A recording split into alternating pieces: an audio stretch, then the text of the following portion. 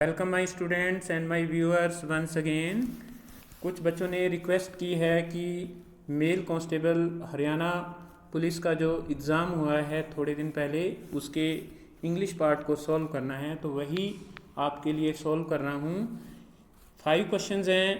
Question number 91 से 95 तक उन्हीं को सॉल्व कर रहा हूँ। इंग्लिश पोर्शन है वो हर मेल कांस्टेबल के एग्ज़ाम में कंपल्सरीली पूछा गया है, इसलिए आपको इंग्लिश पोर्शन को अच्छे तरीके से तैयार करना है। क्या है? क्वेश्चन नंबर 91 है, in this question there are 4 alternatives. इस क्वेश्चन के अंदर 4 अल्टरनेटिव्स दिए गए हैं। Following a word or phrase given as the key term, one of the alternative best explains the meaning of that word or phrase, spot the correct alternative. तो नीचे जो anguish word दिया है इसका आपको सिनोनिम बताना है, यही पूछा गया है इसके अंदर। तो ए ऑप्शन है doubtful, B option joyful, C option है वो सोरोफुल और डी ऑप्शन है वो रिस्पेक्टफुल है। तो एंग्विश का जो मीनिंग होता है वो होता है अति व्यथित या फुल ऑफ ग्रीफ या रिग्रेटफुल या सोरोफुल हम कह सकते हैं। तो यहाँ पर हमारा जो आंसर है सी आंसर है वो बिल्कुल करेक्ट आ रहा है। जो डाउटफुल है, डाउटफुल का आंसर, डाउटफुल का जो मीनिंग है वो संदेहप्रद होगा। जॉयफुल का मीनिंग खुशी से भरा हुआ और रिस्पेक्टफुल का मतलब आदर सत्कार से भरा हुआ। तो ये बाकी सभी ये सभी के सभी जो वर्ड्स हैं ये फुल से एंड हो रहे हैं, और फुल यहाँ पर FUL फुल जो है यहाँ पर एक प्रकार से सुफिक्स है। ओके, फुल है वो सुफिक्स है, और प्रीफिक्स हमेशा ही वर्ड के आगे लगता है। आपको आपकी नॉलेज को इम्प्रूव करने के लिए बात मैं बता रहा हूँ। 2 question, add suitable question tag to the following from the alternatives given below it. तो आपने क्वेश्चन टैग है वो करना है। अब क्वेश्चन टैग है, क्वेश्चन टैग के ऊपर भी वीडियो बन सकता है, ठीक है। क्वेश्चन टैग एक प्रकार से इंटेरोगेटिव सेंटेंसेस की टाइप होती है, इसको भी हम कभी लेंगे अलग से। क्या है? विल यू हेल्प अस, और बाद में इंटेरोगेशन दिया हुआ है। ए ऑप्शन है were not you, okay, second है डोंट यू, थर्ड है विल यू, एंड डी है वॉन्ट यू। तो यहाँ पर जो अगर हमारा क्वेश्चन है, शुरू के अंदर जो सेंटेंस है वो असर्टिव दिया होता है, तो क्वेश्चन जो टैग बनेगा वो नेगेटिव में आएगा। तो यहाँ पर डी ऑप्शन है वो करेक्ट आएगा, want you. Okay, will you help us, want you या विल नॉट यू कहें, want you and will not you एक ही बात होती है। तो यहाँ डी ऑप्शन है वो करेक्ट है। अब 93 की तरफ आते हैं। Following sentence contain grammatical error और इडियोमेटिक एरर इन इट। जो नीचे सेंटेंस दिया गया है उसके अंदर कोई ना कोई ग्रामेटिकल मिस्टेक है। You have to find out that part of the sentence and choose the alphabet of that part as your answer.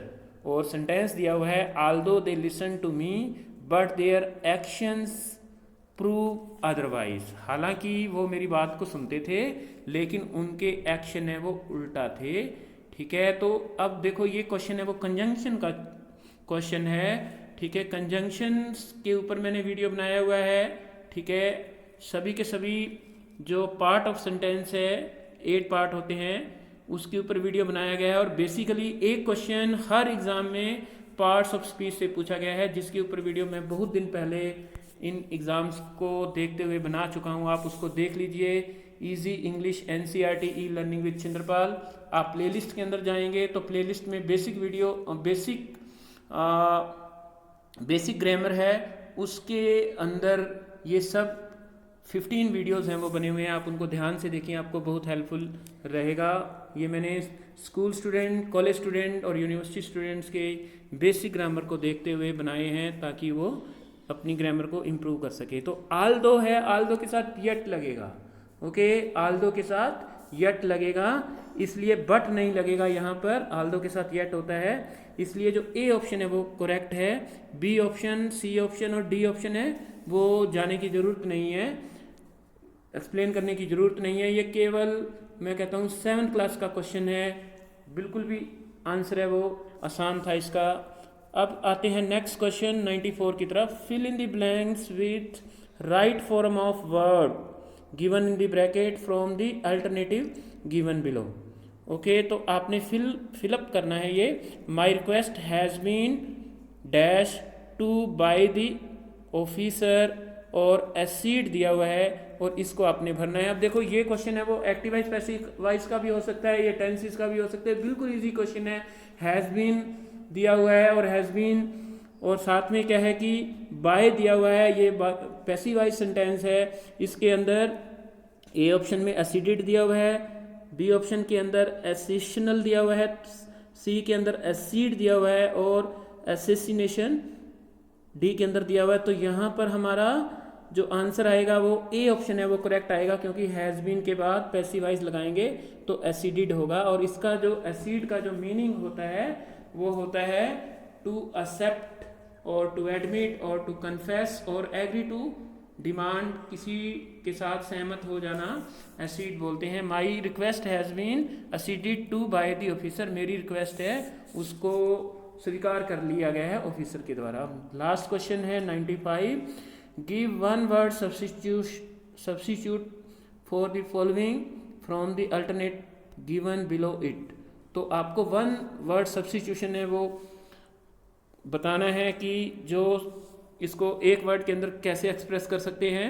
Mess या muddle, a situation in which there is a lot of confusion, वो situation जिसके अंदर बिल्कुल बहुत ज़्यादा confusion होती है, उसको हम क्या बोलते हैं, उसको हम फस भी बोलते हैं, ठीक है, उसको मेस भी बोलते हैं, उसको मडल भी बोलते हैं, उसको इनकोहेरेंस भी बोलते हैं, उसको डिसऑर्गेनाइजेशन भी बोलते हैं। तो जो ऑप्शंस हैं, ए है वो शम्बल्स, बी श्रिक और सी है वो श्रीक एंड डी है वो शैलो। अब शैलो वर्ड है ये +2 क्लास के अंदर चैप्टर डीप वाटर है, ओके, विलियम डगलस का लिखा हुआ, उसके अंदर ये वर्ड आया है। Okay, William Douglas used to learn swimming in shallow water of YMCA पूल। शैलो होता है कम गहरा, नॉट हैविंग डीप। तो इसलिए टेक्स्ट अगर आप बड़े ध्यान से समझते हैं तो आपको बड़ी हेल्प मिलने वाली है। इसलिए डी ऑप्शन है वो करेक्ट नहीं हो सकता जो आंसर आएगा। बाकी के मैं आपको मीनिंग्स बता देता हूँ, क्योंकि कभी भी किसी भी एग्ज़ाम के अंदर ये पूछे जा सकते हैं। शरीक का मीनिंग होता है, जो सी ऑप्शन है उसका मीनिंग होता है शार्क क्राई, ओके। और जो वर्ड है आपका शिर्क, उसका मीनिंग होता है to avoid doing something that is not pleasant, okay, जिसको हम टालना बोलते हैं। और ए ऑप्शन है, इसका मीनिंग होता है शम्बल्स। इसके वैसे ये नाउन है, इसके 2-3 मीनिंग होते हैं, जैसे रिमेन्स, अवशेष जिसको बोल देते हो, या रियून्स, ओके। और इसका जो मीनिंग है वो एक प्रकार से जो सेकंड मीनिंग होता है, थर्ड मीनिंग कह सकते हैं, मेस या फस भी होता है। तो यहाँ पर ए ऑप्शन है वो करेक्ट है। तो a mess, muddle and a situation in which there is a lot of confusion is shambles. तो स्टूडेंट ये आपका इंग्लिश पार्ट है। ये एग्ज़ाम ये एग्ज़ाम है वो आपका हरियाणा पुलिस कांस्टेबल का एग्ज़ाम है। कुछ बच्चों ने रिक्वेस्ट की थी इसके ऊपर वीडियो बनाने के लिए, आपके लिए वीडियो मैंने बनाई है। अगर आपको अच्छी लगे तो उसको लाइक करना, अपने फ्रेंड्स को भी शेयर करना।